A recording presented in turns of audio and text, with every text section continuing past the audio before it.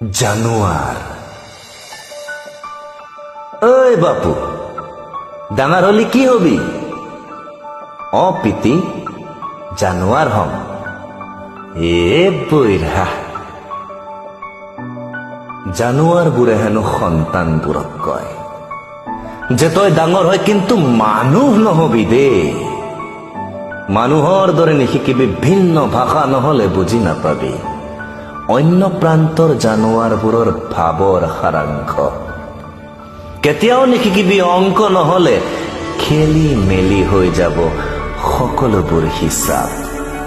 আনকি নিপিন্ধিবি কাপোৰ, নহলে লাজ ঢাকিবলৈ পিন্ধা কাপোৰ ফালি দিবলৈ আজিকালি কোনেও লাজ নকৰে।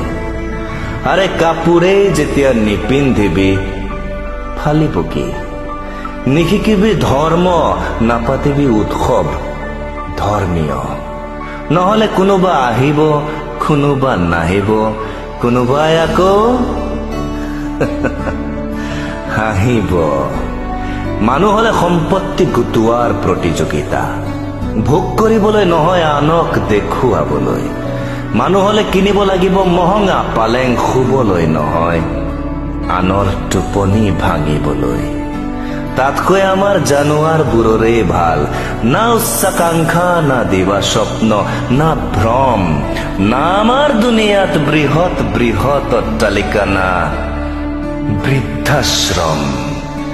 আমাৰ জাতপাত জানুৱাৰ, ধৰ্ম জানুৱাৰ, গোত্ৰ জানুৱাৰ, নাম জানুৱাৰ, উপাধিও জানুৱাৰ।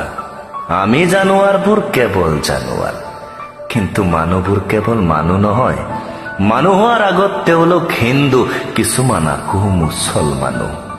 তই মুঠতে বুজি ল কথাষাৰ যে আমি যেনেকৈ জানুৱাৰ হৈ আছো, ডাঙৰ হৈ তয়ো তেনেকৈ কেৱল জানুৱাৰ হৈয়েই থাকিব লাগিব। মানুহ হলে মানুহবোৰে তোক মানুহ হৈ থাকিবলৈ নিদিব, তেন্তে কি লাভ? সেয়েহে পুনৰ সুধিছো, এই বাপু, ডাঙৰ হলি কি হবি? পিতি, জানুৱাৰ হম। এ বৈৰা।